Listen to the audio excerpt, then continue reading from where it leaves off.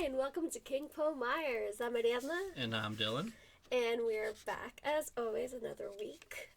Today we're doing 90's nostalgia, all Halloween specials. Or, not all of the ones that came out, but the ones that we watched, which were a lot. We watched a lot of 90's sitcoms, didn't we? We did, and these were always, of course, very fun for us, as, of course, our love for Halloween.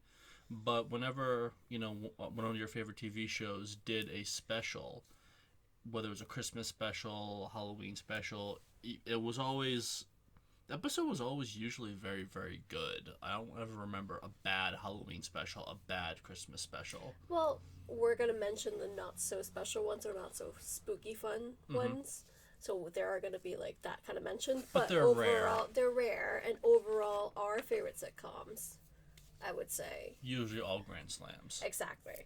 So we're just going to start randomly, and at the end of the episode, midway through the episode, we'll talk about the Addams Family and Nightmare Before Christmas. We got tons because of course we had to watch them this year because we always watch both, and especially Nightmare Before Christmas, we definitely watched that one a lot more. Halloween and Christmas. Exactly. That's in our house for 3 months straight.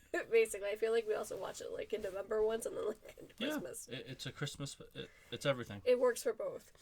And then we have fun questions at the end, as almost always, basically. So, without further ado, we're going to start with Home Improvement. One of my all-time favorite sitcoms. One of my all-time favorite sitcoms. Like, it's, I don't know if you guys like it. I don't know if you know what it is, Home Improvement. But when Dylan and me said that we love Home Improvement at the same time, I was like, oh my god, yes, because it's such a good show. It's a great show. It's classic 90's.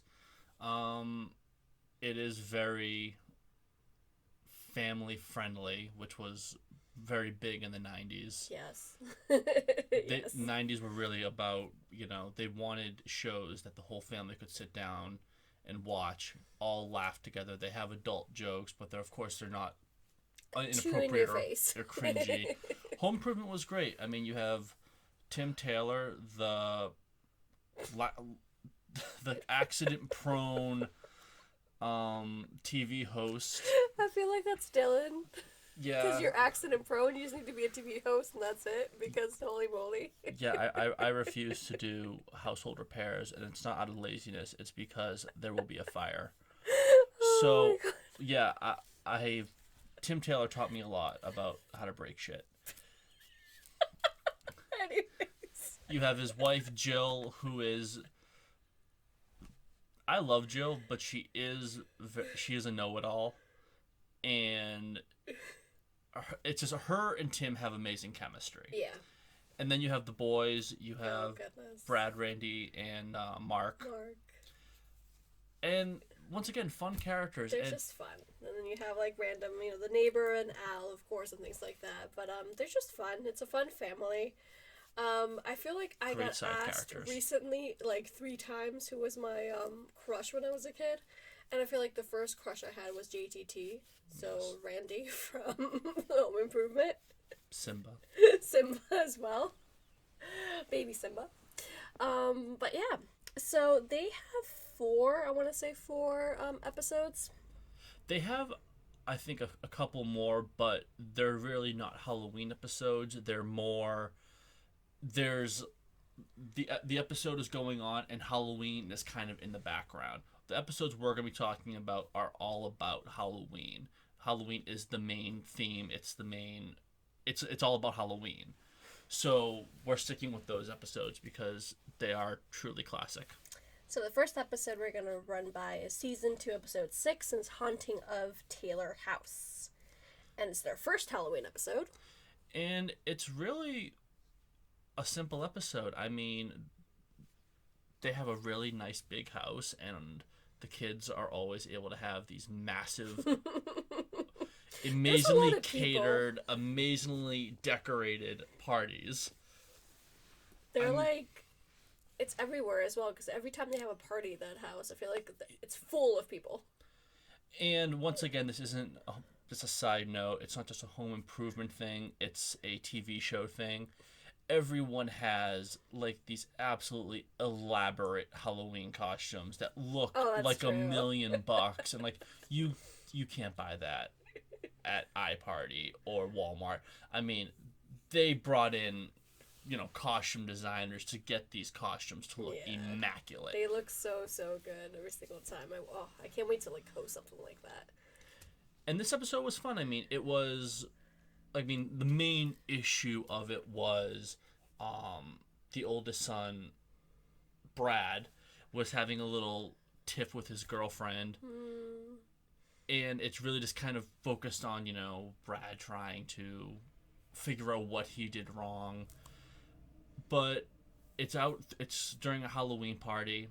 Once again, everyone is dressed up amazingly. There's a lot of Halloween jokes. And then always at the end, or usually at the end with this kind of show, they always put the Halloween, it's not a hunt, but what's it called? The basement. They take all the kids down to the basement, and it's like a haunted house. Haunted house. I don't know why I said hunt, but a haunted house, basically. And they do such a good job, of course. They go all out with that one.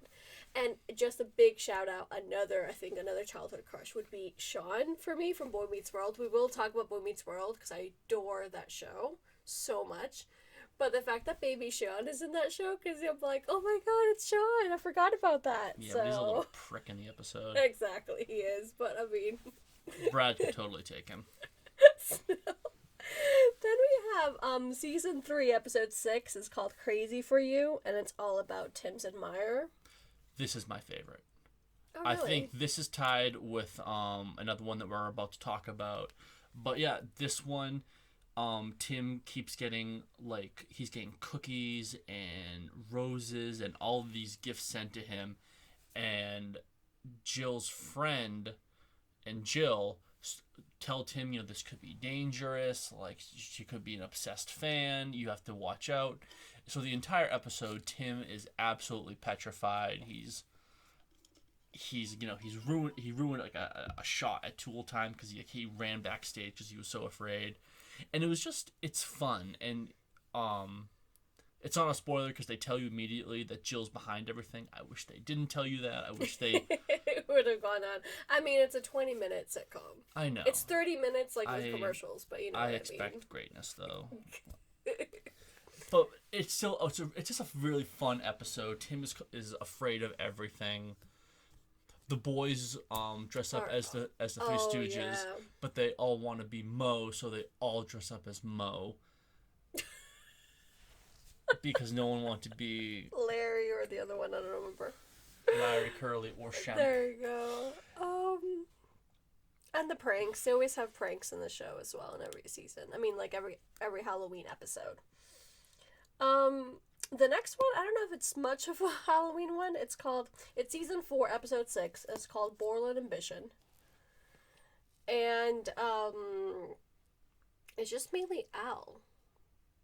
The backline is Al, or the backstory is him trying to find, he wanted to buy the hardware store. The hardware store. Okay. It just happens to be around Halloween. Yeah, so exactly. My only take from that one is, they did talk about Dia de los Muertos, Day of the Dead, and I do appreciate that. And they're like, se habla español, and then that's the only sentence they know how to say, and you're like, no se habla, you can't speak Spanish. But I appreciate that they did talk, what's the neighbor? What's it called? Wilson. Wilson, thank you. Wilson. Yes. Easiest name in the world to remember. He did talk about Day of the Dead, which I appreciated. And he was dressed up as a skeleton. Yeah, exactly, so that was really nice. And then we have season 6, episode 7. And this was really fun because once again you can see a lot of pranks going from Tim to Al, especially Tim towards Al. Yeah. There's at the beginning of the episode, the wall monster trick, a monster just pops up out of nowhere basically. Yeah. The monster in the microwave, that was the boys to Jill, but at this point the boys, I mean, it's season 6, the boys are older. I don't know how many seasons Home Improvement has. 8. So yeah, they're definitely older. And Jill's not phased. She's married to Tim. Yeah. And with the boys, she's like, oh my god. Let's get to the best part of the episode. Go ahead. The Halloween guy. This episode Actually, I think when I first saw it, when it first came out, in whatever year this was, 97, I probably saw it late 90s. It did kind of creep me out because Jill and Tim are trying to prank Brad and Randy. Brad and Randy immediately pick up on what's going on, but they hire this Halloween guy, and he's a really creepy dude. They try to make up this, this elaborate story about him, once living in the house and being Griffin a murderer. Warren. Yeah, thank you.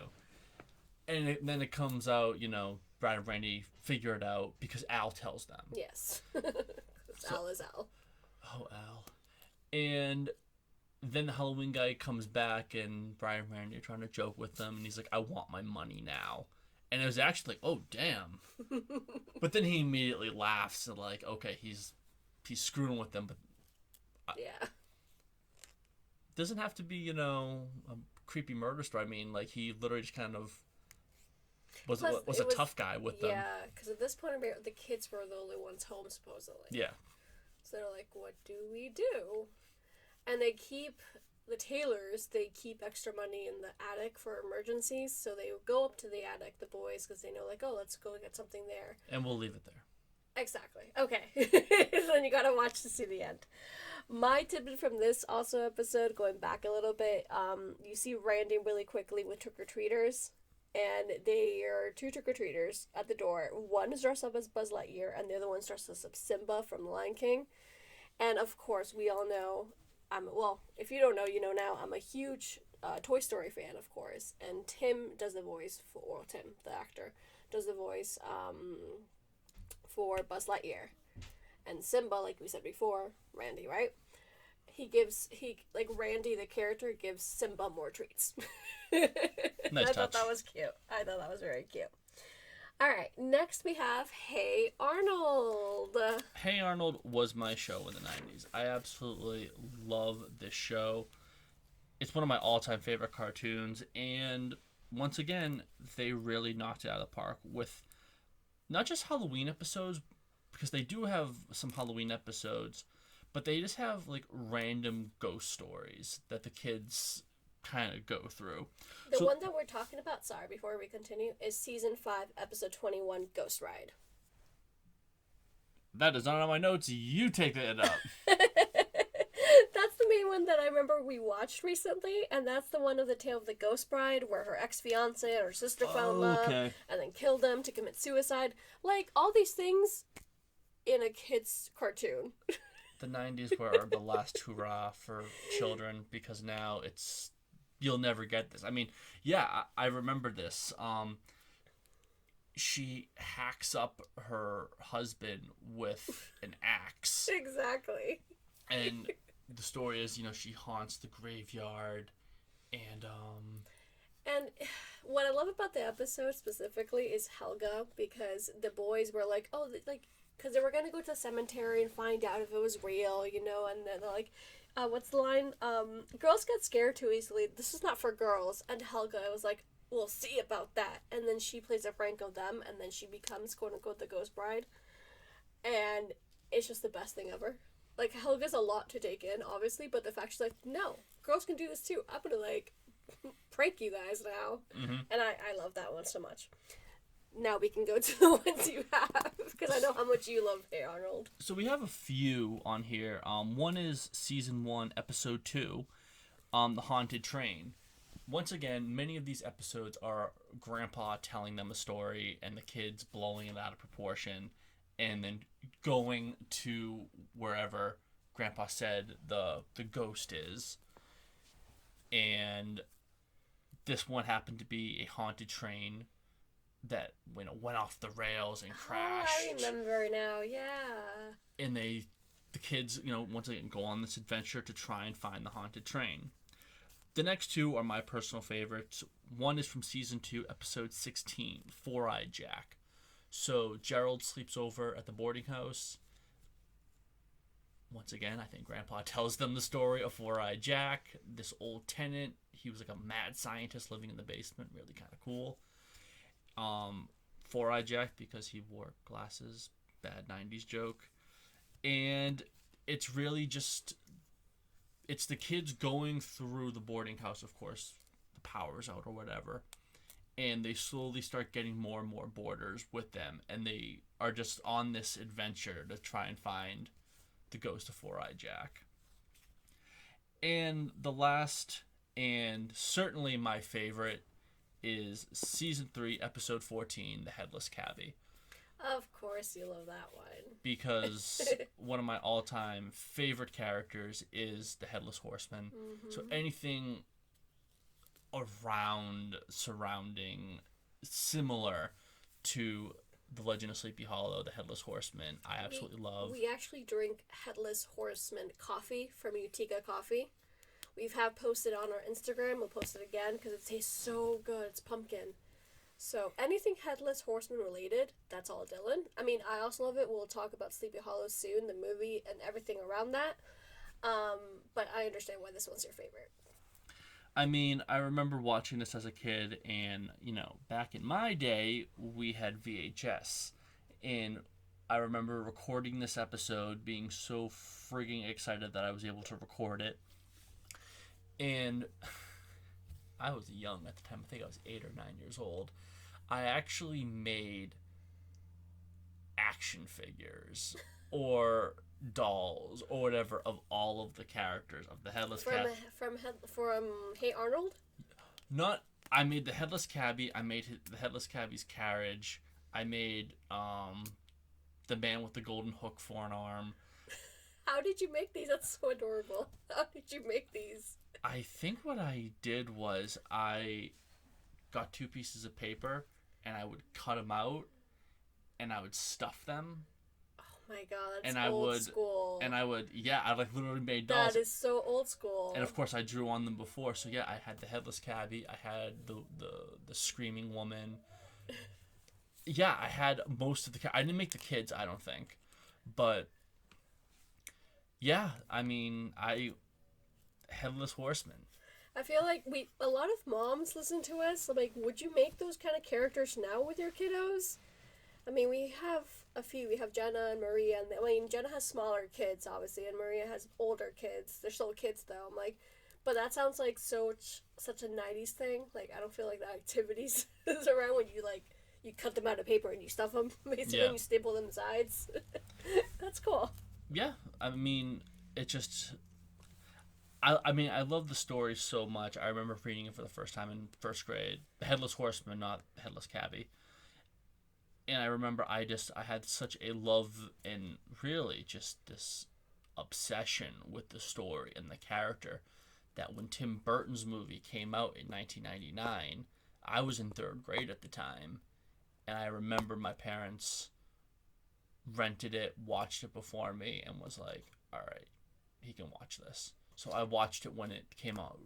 You will hear the next couple episodes we are going to talk about Halloween franchise that, like, Dylan had, like, you did start watch horror movies when you were quite little. Yes. I know this was your first horror movie, Sleepy Hollow.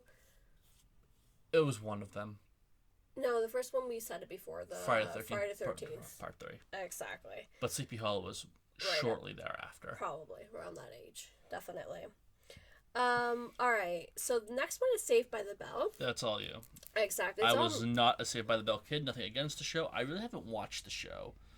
But the episode that we did watch, I did thoroughly enjoy. Exactly. So I did watch Saved by the Bell. I remember a lot of it, not all of it. They have a lot of, what's it called? Not spicy topics. That's not really the word I want to say. But, like, they talk about drugs and addiction and stuff like that. Like, really key moments as well. We saw it in Moesha whenever we watched that one. But anyways, going to this episode in particular, it's season 4, episode 26, and it's Mystery Weekend. And it's not really based on Halloween. It's not like it's not Halloween weekend. They just happen to go to this house for the weekend. Where, if you all see Clue, and we love Clue, it's basically Clue, an episode of Clue. It's a murder mystery. Exactly. I personally think it's a great episode overall. I did not remember it when we watched it. I was seeing it for the first time, basically. That's what I felt like. I adored everything about it. That all the characters were great, and then you were always trying to figure out who it was. And obviously Sack, because he's like basically the main character of all the gang of six, figures it out, obviously. But overall, it's really great, and then you enjoyed it as well. I did. I really, once again, not knowing the characters or really what the show's about, it was a fun murder mystery. I really did enjoy it. On a total side note, we always talk about how, Ari really wasn't a big TV watcher growing up. And you really didn't watch a lot of TV, a lot of movies. And it's really kind of been me, who's the total opposite, who lived in front of a TV screen most of his life. I've been, showing you stuff gradually. And I find it really funny. I don't know if you've caught it, but you reference Clue a lot. I mean, Clue may have had the biggest impact on you. You love Clue. I do. You reference it at the most random points, and I'm like, I'm happy, but wow, you really dug this movie. I really, really did. As a matter of fact, I never watched Clue till 2 years ago. I don't know, till about 2 years ago. I don't know, because it's one of your favorite movies, and I was like, all right, let's give it a shot. I love murder mystery. We were talking to Sam the other day from Sam So Spooky that you'll hear more about her on Halloween with our super special episode. And I was explaining to her, kind of what I like. She's like, you like murder mysteries. I'm like, oh my god, you're right. So that's probably why I reference Clue. It's such a good... I mean, it didn't scare me, obviously. I mean, it's not meant to be scary. It's not meant to be scary at all. And neither was this episode, obviously. So, you're right, though. That has a big influence on me. That's cute. My next show, or our next show, is one of my all-time favorites. We already mentioned it before, and we're going to mention it again. Boy Meets World. All you. What's your take on the show, first of all, so they know? I haven't seen it. It was one of those shows that I remember it being on in the 90s, and I watched it, and I liked it. But it was never... when you're a kid, at least this is the kind of kid I was very loyal to the shows that I watched. So, if I watched something else, I was, betraying my shows. I was, too loyal. So, I did like Boy Meets World, but I'm I could be watching Home Improvement right now.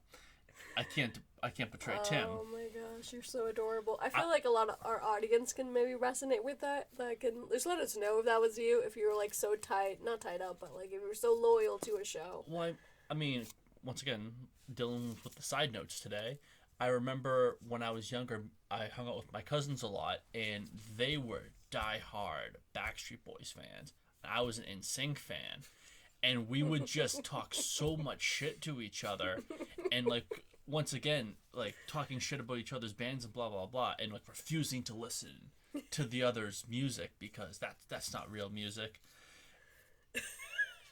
And I think it was, thank God this phase kind of died somewhat quickly, because I love the Backstreet Boys. Yes. Oh my God, yes. I'm a huge Backstreet Boys fan. And NSYNC, but Backstreet Boys were my jam. And my cousins are a lot more stubborn, but even they will admit, all right, NSYNC had some good stuff. Backstreet Boys were clearly the better one, even I'm not stubborn. Tell us which one you like more. I mean, it's not Halloween, but Backstreet Boys or NSYNC. Come on, people. I love both. I absolutely adore and I love both. But back to Halloween. Exactly. So, Boy Meets World has quite a few episodes, and we watched 4 of them. And season 1, episode 6, it is called Boys to Mensa. And it was Halloween, but it wasn't really one Halloween. I love the play on words, boy to mensa, as in boy to men. Basically, I'm talking about 90's boy bands. We're gonna skim over that one basically once again, because it's what we said about the one with Home Improvement. It's not really Halloween's kind of in the background. Exactly. Halloween must be in the forefront to be talked about. Exactly, especially at least in this episode, in this podcast episode. But yes, season 2, episode 6 is Who's Afraid of Corey Wolf, and it's an interesting enough twist of Halloween because it mixes wolves with gypsies as well, with I don't know how to explain. This one's it's weird. I don't know. Because you figured out way more than I did. Mm-hmm. Essentially, Corey, he's still very little here. He's in 7th grade. And if you know Corey Matthews, you know he's the innocent one. Mm-hmm. Like, he's super, like, sweet and innocent always. Mm-hmm. So the beginning of the episode, he talks to Mr. Feeney, which is his next door neighbor, which is one of the principals, his teacher, basically. And he was like, oh my god, like, this wolf escaped. And then Corey, out of the blue, thinks that the Corey kind of bit him because he was near a bush. And anyways, he was like, oh my god, like, I'm gonna turn into a wolf tomorrow. Like, tomorrow was Halloween, literally at 9 o'clock, and all these sorts of things were gonna happen to him. And he goes to, like, a gypsy, which I find also really weird, because what 7th grader goes to a gypsy to, like, she reads his palms? Yeah, I think just a palm reading. Exactly, which is also very interesting. And long story short, throughout the whole thing, Dylan found out more, like, faster, basically. You figured it out faster than me. And he's like, he's going through puberty. Because all the changes that he was experiencing, were, like, puberty changes, but he had no idea what was going on, and he just really believed he was going to turn into a wolf man. And, point being, one of the main things that I do have, with this show that I love, that you see as an adult, like, oh my god, those kisses between Corey and Topanga, those are, like, major kisses for a kid's show. Mm-hmm. Because when they kiss. And if you're a Boy Meets World fan, you understand, well, like, that kiss. That chef's kiss. Oh my goodness gracious. But what you were saying about the gypsy, I mean, that also goes back to the original Wolfman movie. That's what he follows that character. I didn't know that. Because, yeah. That's so cool. When he's bitten, he goes to the gypsy camp. That makes more sense now. I didn't know that. You're the horror fan, not me. I was like, why would he go to a gypsy? I'm like, okay, sure. That's cool. I like gypsies. I haven't seen the original movie in a long time, but I don't know if he was bitten at the gypsy camp. I remember the gypsy camp was, like, near his village or whatever, and he goes there to talk to the gypsy. The next 2 episodes, they're truly my favorite from Boy Meets World. Halloween, talking about Halloween, of course. Season 5, Episode 5, The Witches of Pembroke. Oh my god. So at this rate, of course, the kids are all bigger.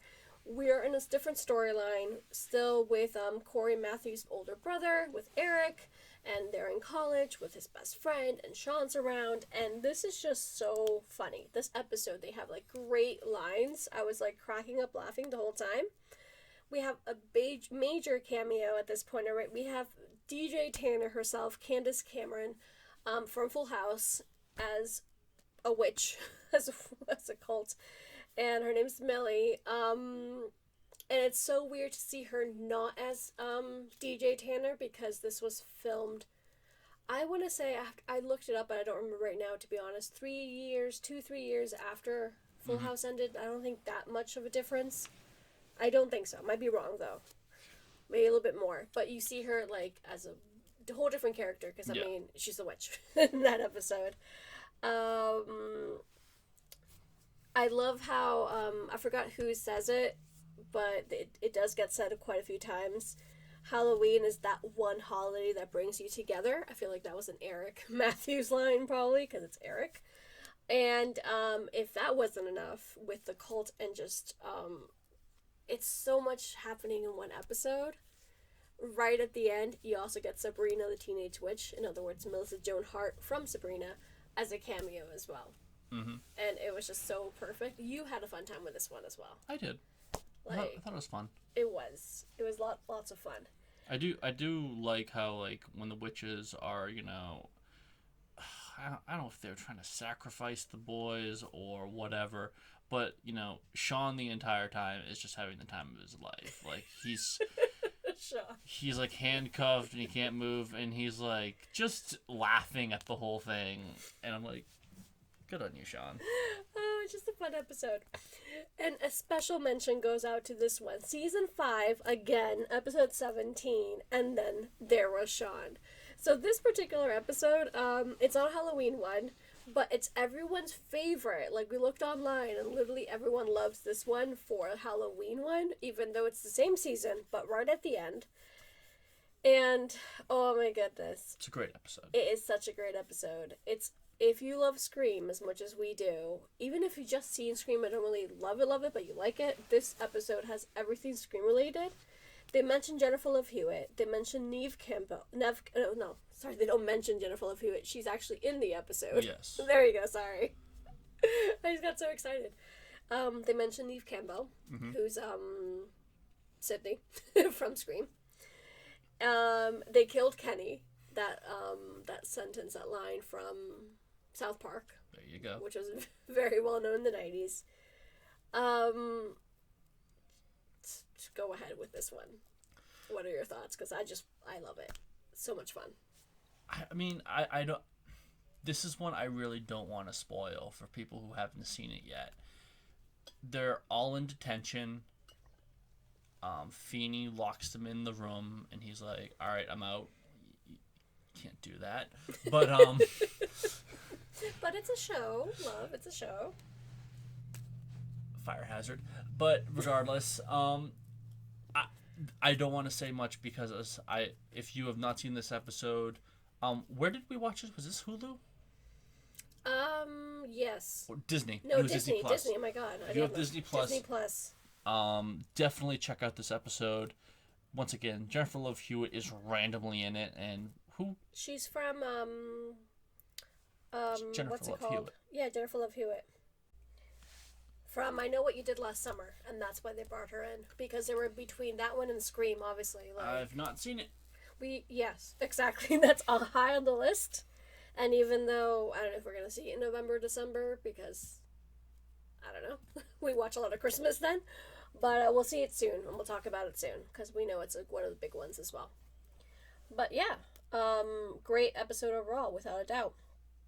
So next, we're talking a big one, basically, and another big one for us would be Sabrina, the Teenage Witch. And yeah, you can just say, the show is very... Halloween based, or... Very... I don't know the word, but yeah. Exactly.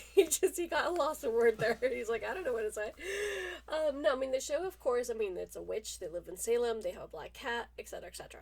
We get the point. But even then some, they have Halloween episodes. Each season has a Halloween episode. We only watched the first 4 because I've watched the whole show. Dylan hasn't, and he's very interested in watching it. I've watched it. It was one of those shows that you watch as a kid, but you never watched it every week. It was like you watch it when it was on. So, like, I know, like, random parts of the show. And now that I'm older and we are in the era of, full seasons being out and streaming, This one is on Hulu. I need to start from episode 1 and I need to end at the final episode. So we did start watching at some point of the year, not that long ago to be honest, but once we did the Halloween episodes and he got to season 4, there's spoilers and whatnot, so he's like, can we not watch the other 2? Because I just don't want to know what happens, so props to that. So we talked about we're going to quickly talk about the first 4. The first one is season 1, episode 5, and it's called A Halloween Story. Once again, it's very well done. One of my favorite things that they always have in every episode is the Halloween carols that I want to learn. And they were like, we have Christmas carols, they have Halloween carols. And this episode is just, it's the first season, so Sabrina is like understanding how much Halloween means to the witches, and like she has to go to the other realm, but she also wants to be a teenager, so she's battling back and forth, and it's a pretty fun episode itself. We definitely want to do a little bit more about season 2, episode 7. A river of candy corn runs through it. That's the name of the episode. Once again, we have Halloween carols. And this time around, they don't have to go to the other realm for Halloween, right? So she's like, okay, let's have a Halloween party. It actually technically wasn't Sabrina's idea. It was her best friend's idea, and she just invited everyone for a Halloween party. Her best friend really does annoy me. She always is like, oh, Sabrina will do it. Like, well, yeah, exactly. She's always volunteering Sabrina to do anything. Yeah, her and me wouldn't be friends for long. You don't volunteer, Dylan. Exactly. especially to throw a party at your house. And Sabrina's like, excuse me? Oh. So, quite amusing with the candy corn because Hilda, I want to say, she's the one, like, she has a huge cauldron. She's making candy corn because I think it's about to expire, so, and she wants to make the bigger batch. And instead of making, like, a normal size batch, it's literally, like, she makes it like a river. Yeah, there's candy corn everywhere. And if that wasn't enough, because you have to see that shot to, like, really embrace it and have fun with it, something with the furniture speaks because they got furniture. Yeah, they got furniture from, like, what? They got furniture from the other realm, and they got termites, which furniture started talking and started getting very annoying, and they had to, like, I'm still figuring out what kind of show Sabrina is. What happened there with the furniture, of course, but then my biggest thing is that Sabrina was like, oh my god, they're gonna know I'm a witch, they're gonna know that I know magic, they're gonna know, and I'm like, why wouldn't you take that as an advantage? You have a bunch of people in your house, it's Halloween, you are a witch. Like, my whole thing was like, I'm watching her, I'm like, just do magic, make the couches speak, like, it's okay. She was like trying to like block everything magical in her life. I'm like, this is the only night a year you can actually do that in this realm. Just go for it, basically. Kudos on the aunts' outfits because they were very sexy for a 90's show. For a kids' 90's show. I was like, holy moly, with Zelda and Hilda. And also the fact that they had 10,000 maniacs. I wasn't a teenager in the 90's. I was a kid. So I don't really know who the 10,000 maniacs were. I knew who I knew it was a band. I just didn't follow them. But I'm like, that's cool that they have like major people on the show and whatnot. So I don't know. Season 3, episode 6, Goodwill Hunting, the one with the doll. Do you remember the doll? It was creepy as F. I do vaguely remember that we watched it a little while ago, but yeah, there was just this really creepy doll. And you see that everywhere as well. Like, isn't that like a typical, because what's the doll's name from the movie? Annabelle? Annabelle. Like, I mean... There's Annabelle, there's Chucky. I mean, dolls are creepy. Dolls are very, very creepy. It reminded me of, well, first of all, Toy Story 4 does a play with the doll. Yeah, with the dummies. Exactly, with the dummies and the doll. Just like that was the bad character, not the bad character, the villain of the Toy Story 4. But was she really a villain? That's true. But we're not here to talk about Toy Story. So the quick side note. So Dylan's mom loves dolls, and she bought a doll recently, like the summer, I want to say. It's creepy as fuck. And everyone thinks it's creepy. And it gives you not side eye, but it feels like it's always following you because she's not looking straight, she's looking towards the side. That doll has scared the bejesus out of all of us at some point of this year. Because, you turn on the light and it's right there watching you. Exactly, and then his mom places it, like, in random places around the house on purpose because that's just, like, who she is. She always, like, rearranges furniture around a lot. And we're like, she's there, we're not expecting it. So I'm like, dolls are creepy. Like, that's all. Wait till I get the Annabelle doll. Oh, gosh. I'm getting He's obsessed. That doll. He really wants this doll. I want the Annabelle doll, and I want the portrait of Valak. I'm a huge Conjuring fan. Conjuring all the way. I need creepy things in my life. So, for the last episode, Sabrina, it's season 4, episode 6. And it's the Phantom Menace. And this one... What? It's called the Phantom Menace? Yes. It's right there. Why? That's the name of the first Star Wars episode. Star Wars Episode 1, The Phantom Menace. Oh, wow. I bet you anything it was coming out right at the same time. Probably. Because it was coming out... Phantom Menace came out 99, 2000. I was in 2nd grade when it came out. So, bet you anything. That it was probably came out at the same time.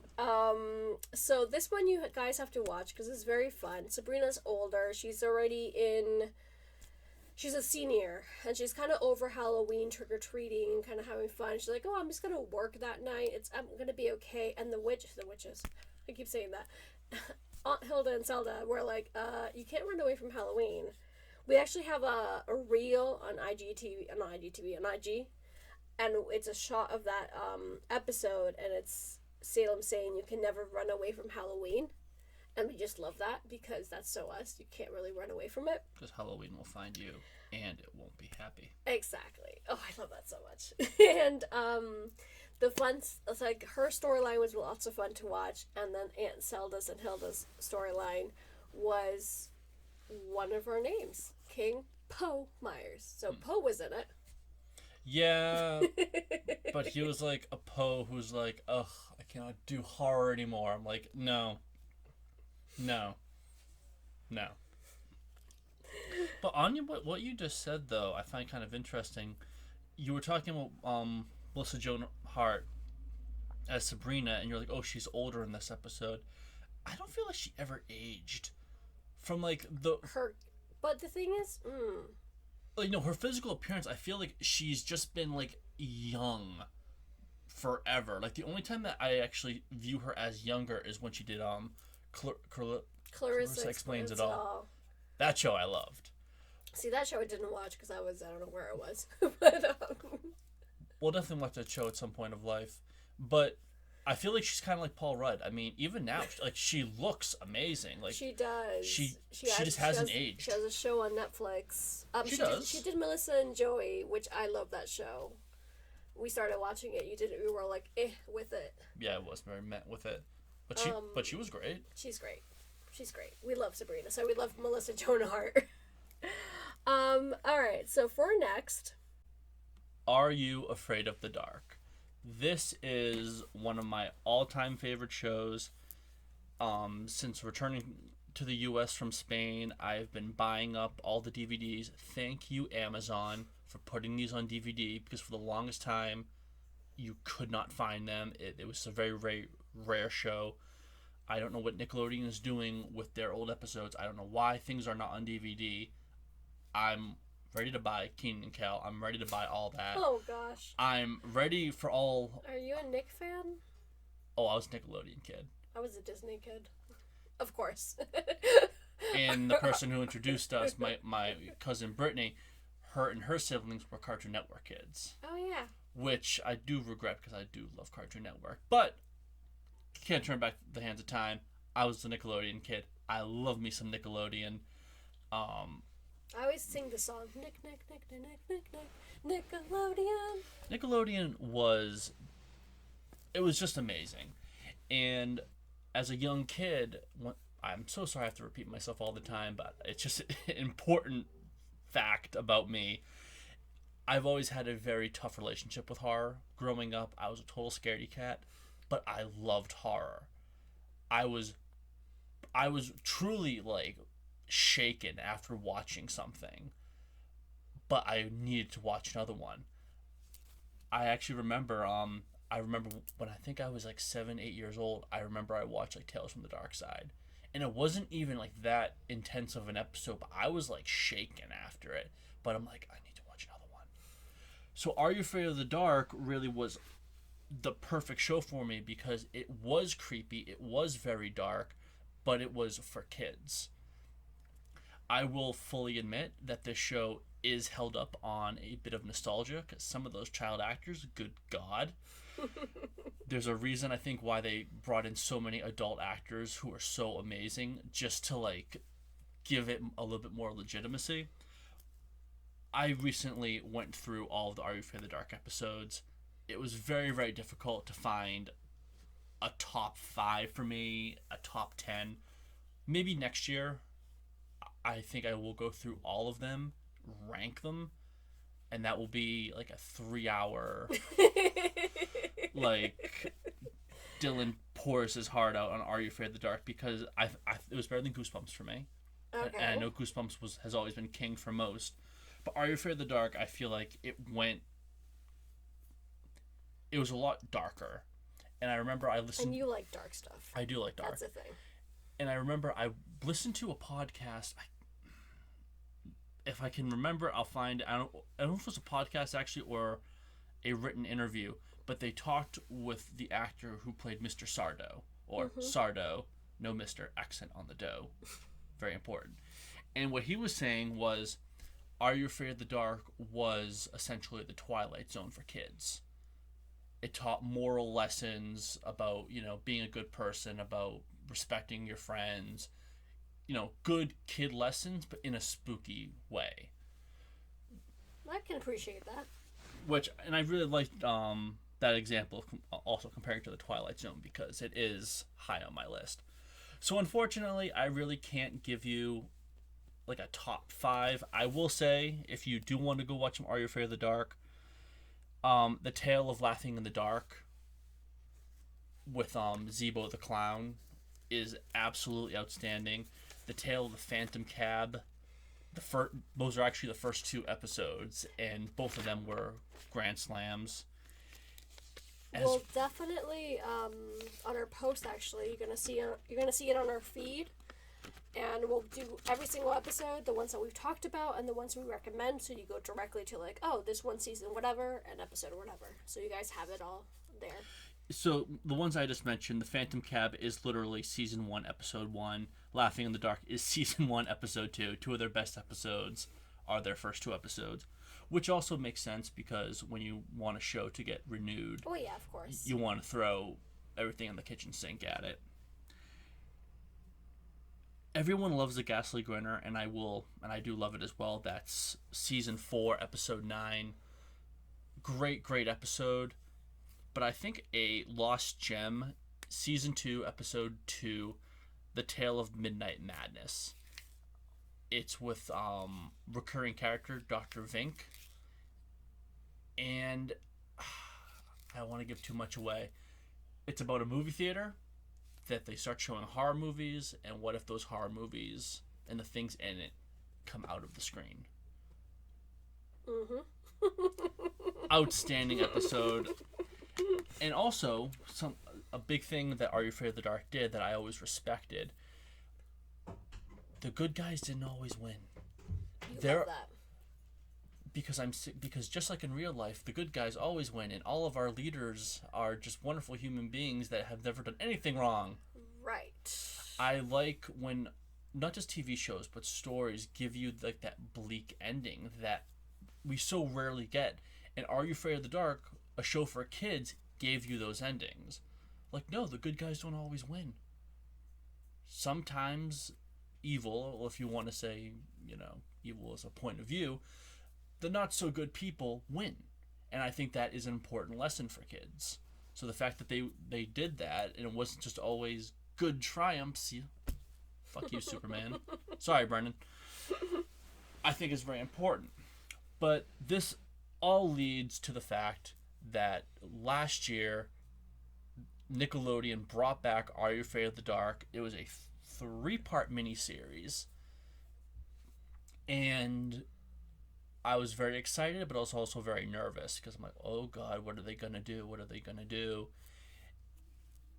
Ari, did this episode creep you out? Yes.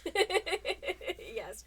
They did such a wonderful job with it. So much like I'm a Boy Meets World fan and a Sabrina fan more than he is, obviously. He's way more an Are You Afraid of the Dark fan, because I didn't watch this growing up. I'm a scaredy cat. I don't really refer to myself as a scaredy cat because there's some things I can handle. But point being, I was watching it last year, and I'm like, this is really creepy. I feel like they made it not specifically for kids, but definitely like a young, either teenager, young adult kind of thing, because they did such a wonderful job. So I'm really, really astonished and impressed. And just to give a very brief synopsis, this young girl moves to a new town. I feel like that's how it always is. She meets these kids. They're part of the Midnight Society, and she needs to tell a scary story in order to be part of the group. She tells the story, they all love it, and her story starts coming true. And Mr. Top Hat is amazing. I couldn't have been more thrilled, and when I found out that it was coming out on DVD, that was a pre-order on Amazon Prime. I was like, I'm buying this. This needs to be part of my collection. So happy to have it in my collection. I'm probably actually going to watch it today because I need Mr. Top Hat in my life. It's absolutely wonderful. So definitely go check it out if you're a huge Are You Afraid of the Dark fan. Definitely limited series. Please go watch that. And now, saving the best for last, because I know all of you are huge fans of the show. I personally am not, but we're still going to talk about it, of course, because it's our number one top, like everyone said the show, is... The Simpsons Treehouse of Horror.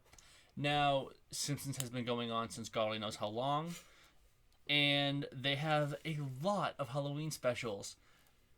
Personally, for me, The Simpsons is season 1 through 10, maybe a few seasons after, a couple episodes here and there. But the first 10 seasons, I think, are absolutely amazing. And it's very difficult to choose, especially with the Treehouse of Horror. 1 through 10 are brilliant and absolutely fantastic. But my personal list, going down... So from 5 to 1 or 1 to 5?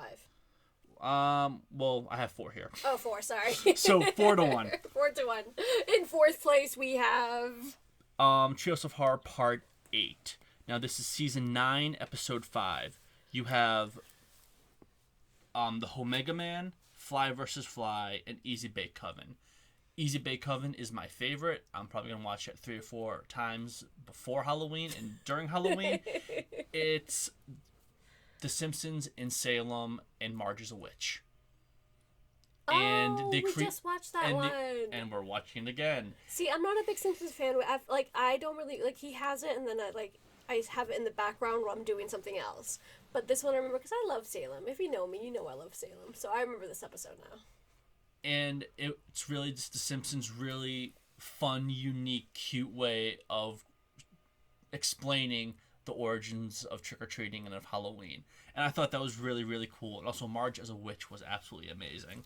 In 3rd place, we have Part 6. This is Season 6, Episode 6. We have The Shinning. Oh my god. What? Obvious. I'm sorry. Well, I was not expecting that. Well, now I have to do the joke. They set it up as The Shining. Okay.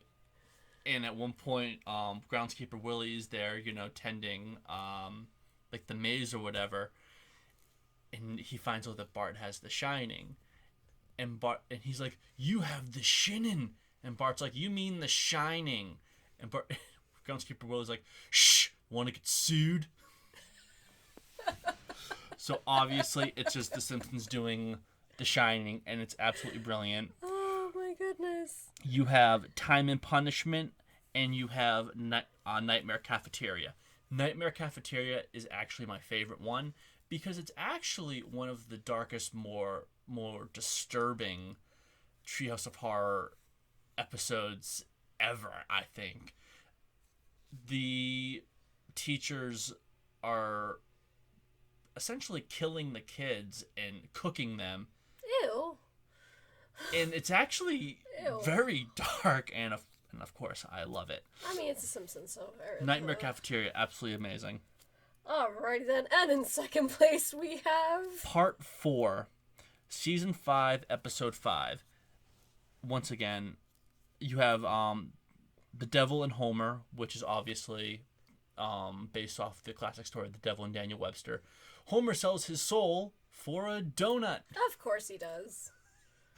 They have a trial over who actually is in possession of Homer's soul? Of Homer's soul. Oh, wow. Ned Flanders is the devil. They get Lionel Hutz to represent them. It's Lionel Hutz could be my favorite Simpsons character. I don't even know who he is. He's the schmuck lawyer who doesn't know anything about law but practices law. Okay.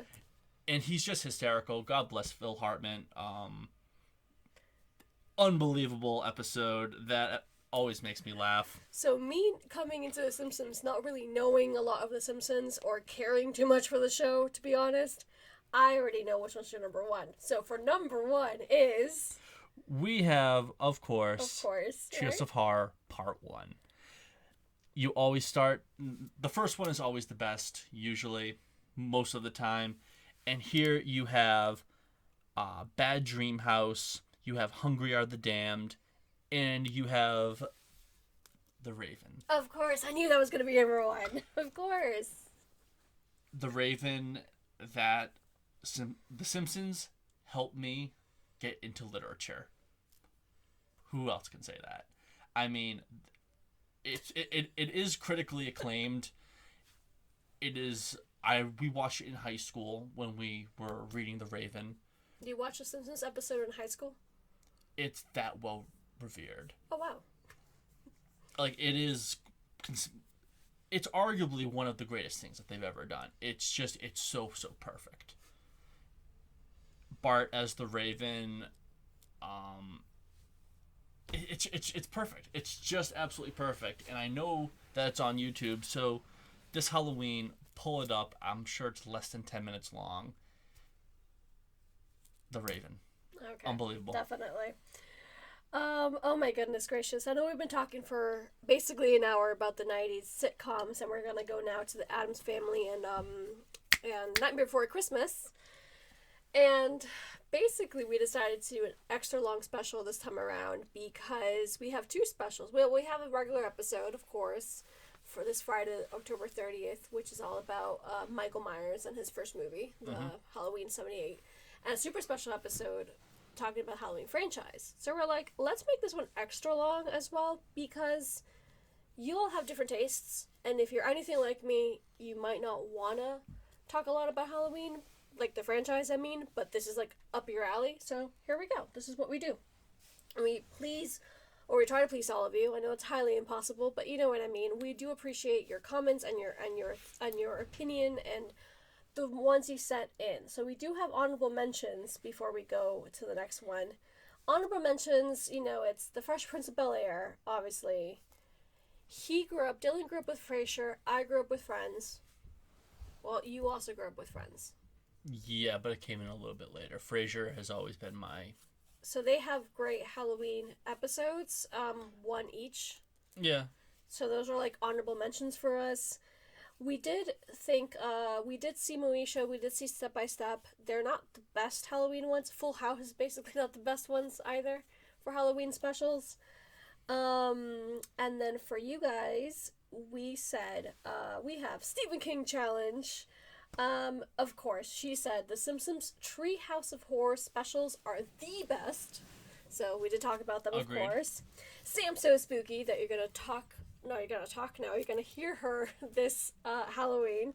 She said the Halloween episode of Boy Meets World, The Chef's Kiss, of course. So we did say that. We have Jenna. She just basically talked a lot about Nightmare Before Christmas, so that's her next thing. And then she also said, Saved by the Bell, Seventh Heaven, and I'm like, I've totally forgot about Seventh Heaven. I wasn't a huge fan. And she's like, don't worry, you guys don't have to watch that one because it's not really a thing. I'm like, okay.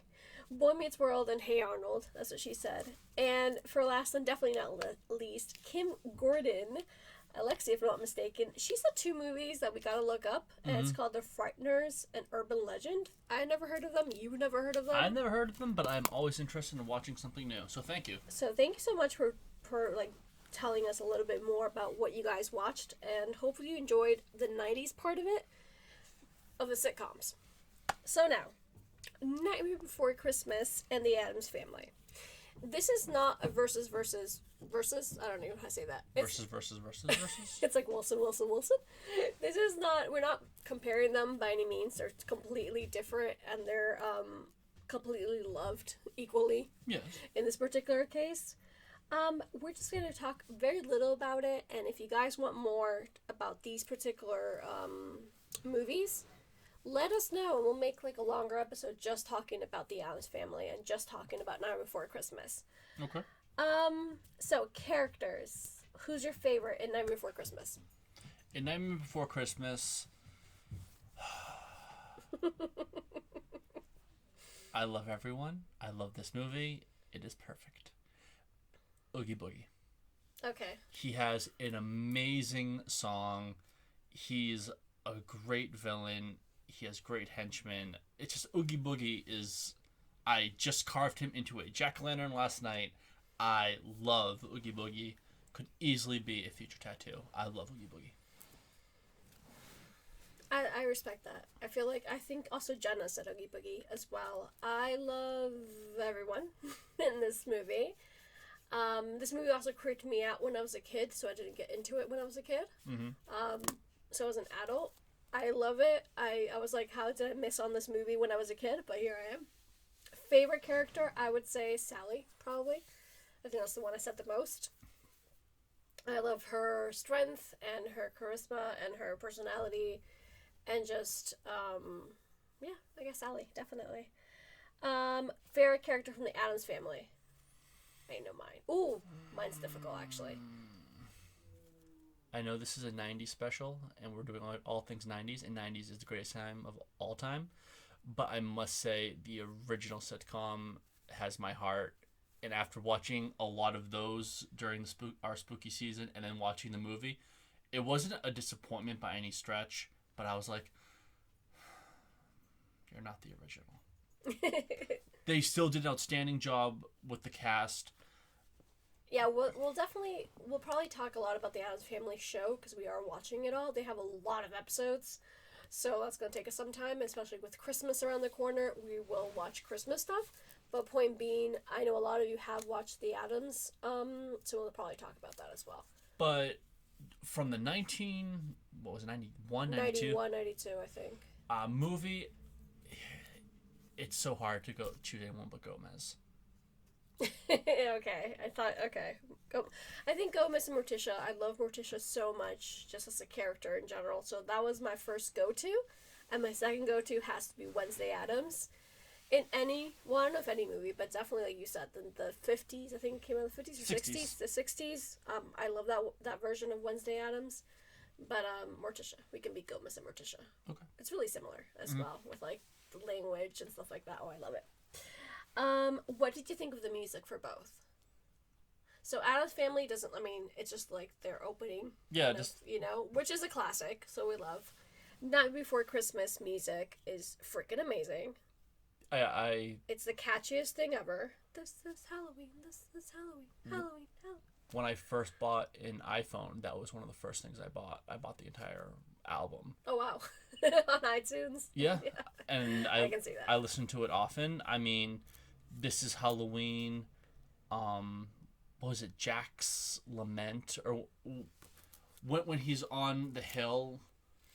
Oh yeah, that's very you. That's a song that's very you.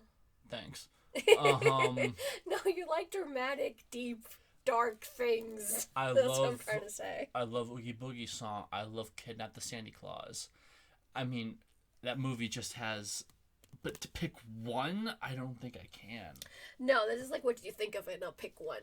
Oh, thank God. Oh. Yeah, no, I'm not going to make you do that. Night Before Christmas is perfect. Yeah, exactly. We listen to the soundtrack even in freaking March, you know what I mean? Like, it's all year long. So, opinion of the movie, did anything surprise you in the film? Any of the Addams Family or Night Before Christmas? Actually, one thing that did surprise me in The Nightmare Before Christmas is, I forget his name, but Sally's creator, like the Dr. Frankenstein. He's really a jerk to Sally because he's trying to, he wants a companion and blah, blah, blah. And I thought he was going to be the bad guy in it. But when Jack goes to him for help, many times, he's like, oh, of course, let me get you all set up. And I'm like, oh, you're actually kind of a really nice guy. You just created Sally to be a companion, but she's too young. I thought that was surprising because he's actually, like, a good guy. That's very sweet. I didn't think about it that way. I mean, I didn't think that he was a villain either, but... I thought he was gonna be. I thought he was gonna be, I guess. I think, yeah, alright. My only thing that surprised me when it comes, for example, to the Addams Family is because we're watching the 60s, which is the original one. Oh goodness, what's his name? Gomez's, oh my goodness. Uncle Fester? Uncle Fester. He's not Uncle Fester.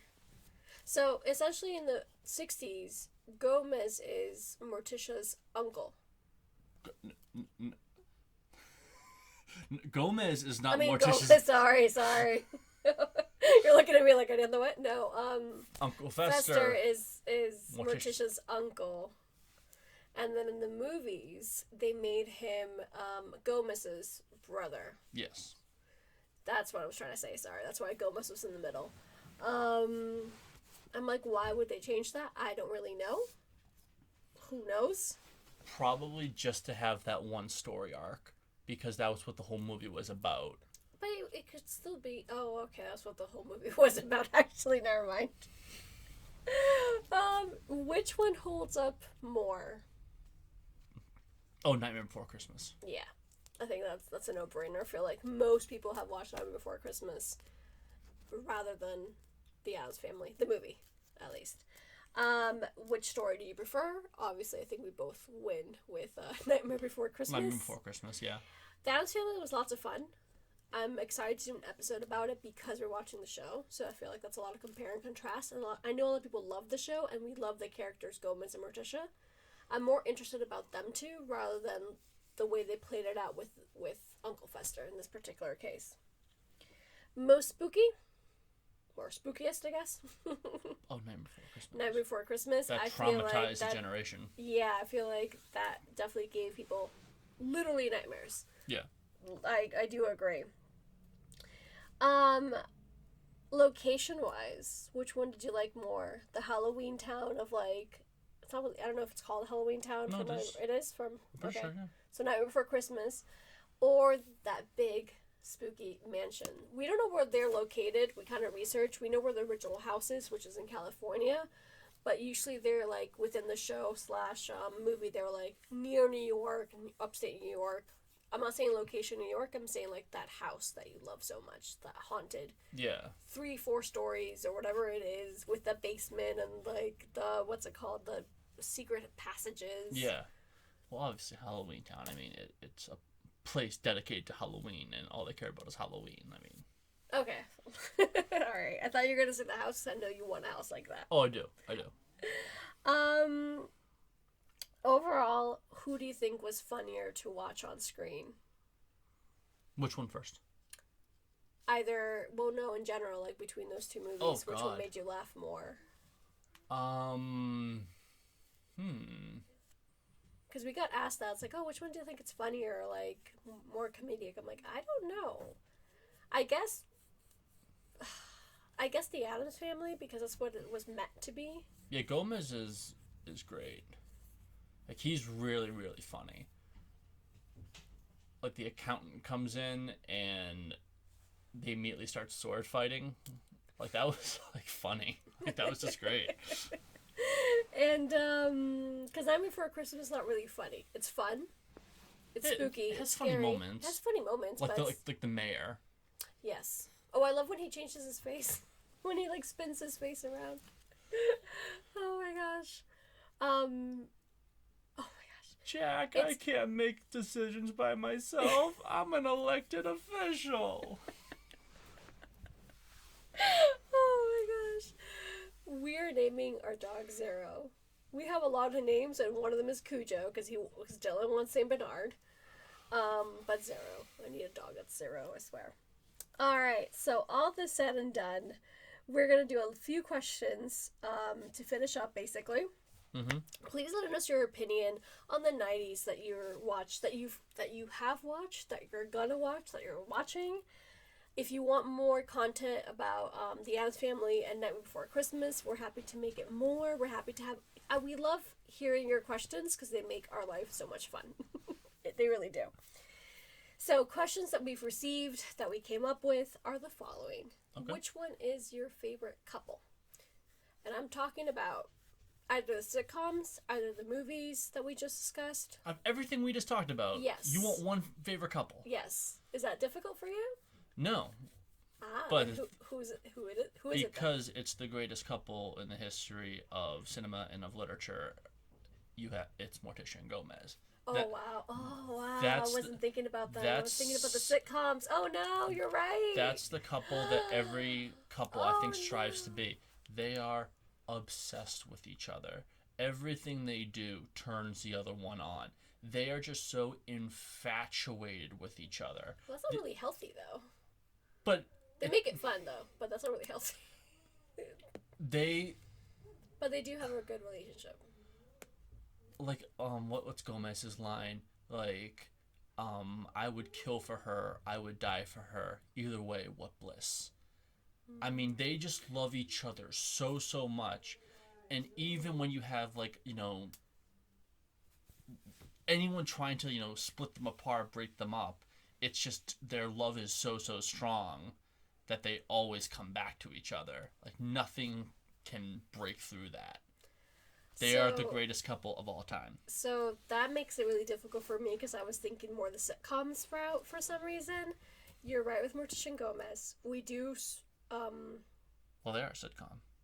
They are also a sitcom. Oh my god, you're freaking...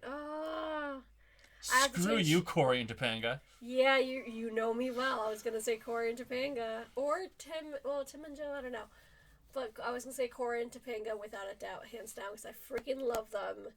I love that they did Girl Meets World. I'm sad that it only had 3 seasons. I'm not going to go on that rant right now because it's not the point of the story.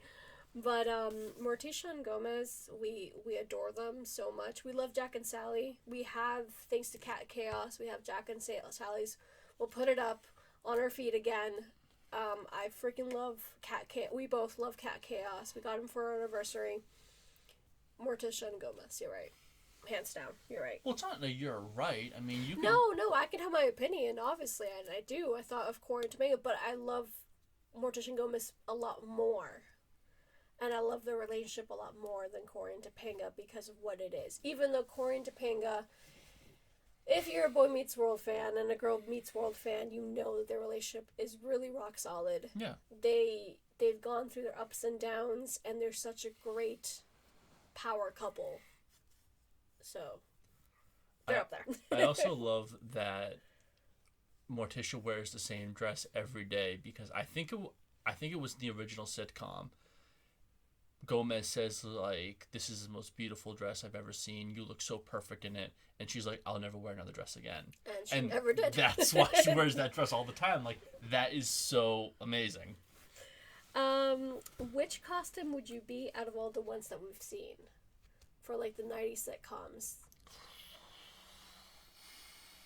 This is a little difficult because we have to go way back, and I feel like when we saw this question, or like when we were looking at things, my first thing was Nana Stein, Tim Allen. Yep. Tim, the Toolman Taylor. I forgot which episode it is right now. Oh, the Sean episode. So the first one, basically. The Haunting of the Taylor House, not the fucking Sean episode. God damn. Get Boy Meets World out of your head, woman. I just love that. The Sean episode. My God. I like Nana Stein a lot. That made me laugh the most, I feel like.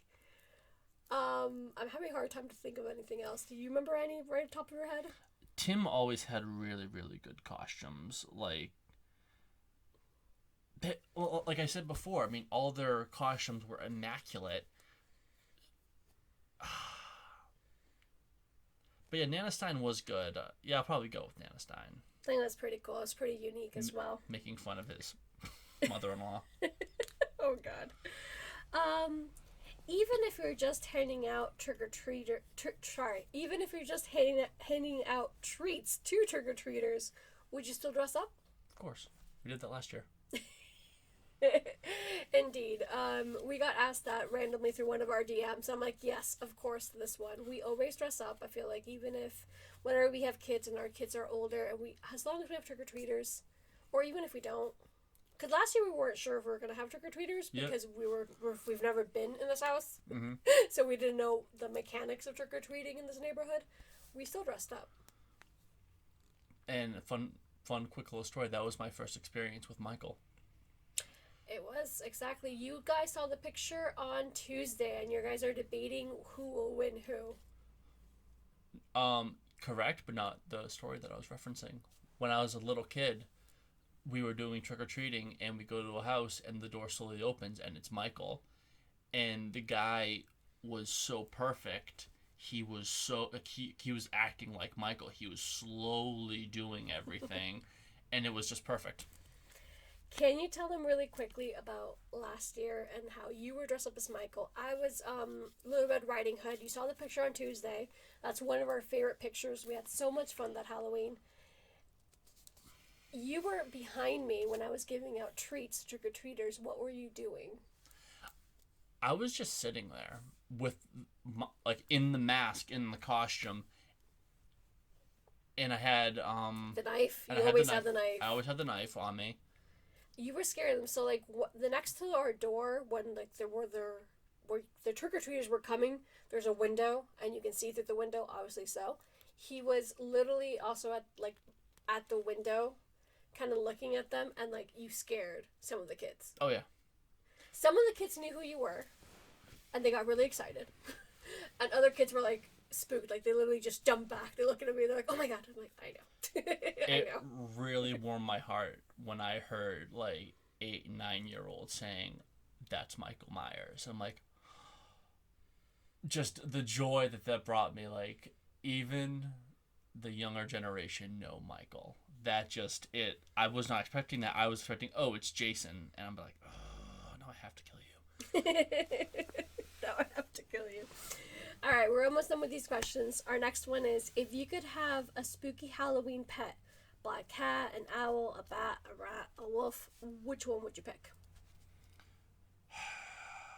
Well, we have a black cat, so Exactly. we already have him. And we want more, but still.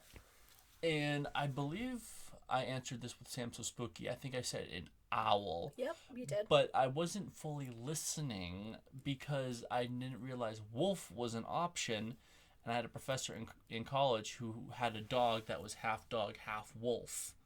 That's cool. And the thing was massive. He showed us probably. pictures, and like he was an older guy, but like, he'd tell us stories. Like he'd be playing with the dog, and the dog would be playing with the toy, and then he told us like he'd look into its eyes, and his eyes would change, and then the dog / wolf wouldn't get aggressive, but would kind of hold him down even firmer. Oh my and goodness. then he's like, honey, can you get Bruno off me? And the wife would have to come and like physically get the dog off. That's so dangerous. Because the wolf side of him kicked in because he got so excited.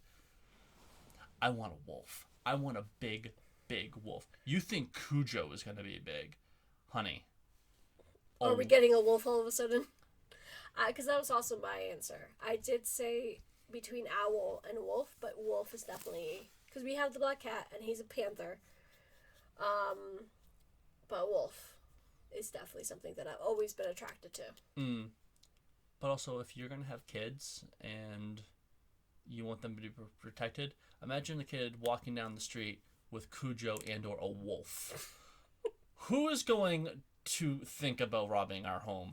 Nobody. That is the correct answer. They have a goddamn wolf. Oh my goodness. Oh my goodness gracious. And for last, out of this amazing, wonderful episode that we love so much, what is that one Halloween episode do you remember the most from your childhood? And what is that one episode that you have to see every single year? I have to say all of them for both.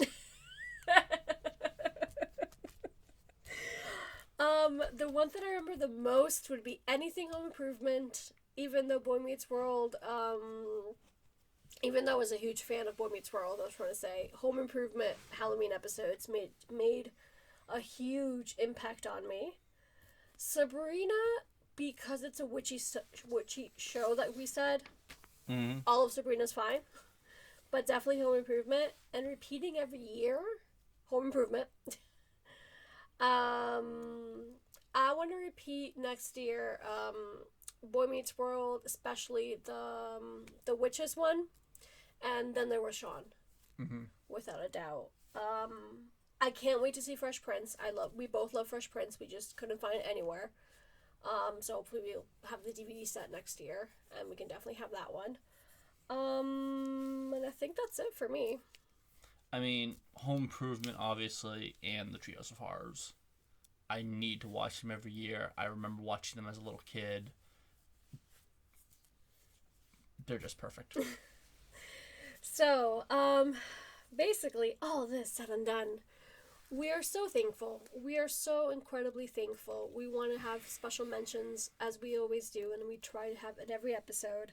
This one is very special to us because even though we were a week behind, because health does come first, and you all were so loving and caring with your comments and everything like that, we wanted to do something special for you all, and this is it. So a little bit longer episode. Special mention to Jeff Carter and his book. Please go out and get it. Not only for this Halloween season, just in general. He has great repertoire. He has 31 little stories. Some are for kids, and that's simply awesome. And some of them are just like really spooky and scary, and you're like, oh my god. Like the pumpkin carving one, as Sam from Sam So Spooky pointed out to us as well, because she also read the book. We want to have a humongous thank you to Moon Soda, to those wonderful women who did our logo. We were so in shock and so amazed and so in love. It is perfect. It is absolutely perfect. Thank you again. Thank you. Like, it warms our heart.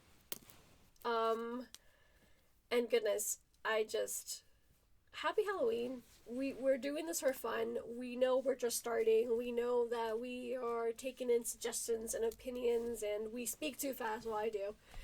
But we're doing this for fun, and the fact that we have all of you means the world to us. It really does. I mean, just to have a community where we can talk about things that we love, and the fact there is a community out there who is all about it as much as we are, just makes it that much more special. It really does. Like we always say, we started talking just me and him. These are regular banter talks, basically.